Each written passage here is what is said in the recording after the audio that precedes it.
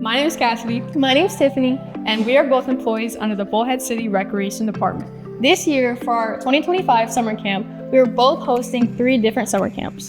The first week, we are doing our advanced painting and beginning painting for any of your kids that have an interest in painting or a passion for the creative arts. During our painting camp, your kids will be sure to go home with multiple different canvases as they will be given multiple prompts that will spark their creativity. And for our second week, we're doing advanced clay to refine your skills and take your clay creations to the next level. Your kids will be molding their masterpieces into one-of-a-kind creations. You can also see us the third week of summer camp when we teach your kids how to make every slime possible.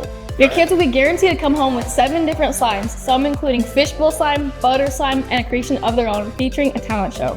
If your kids sign up for any of the 3 summer camps, you will be sure to see us and they will be guaranteed to have an amazing time at the Bullhead City Recreation in our summer camp era. Make sure to sign up for these amazing camps on our Bullhead City Recreation desk and we'll see you there! Doesn't that sound like an awesome time?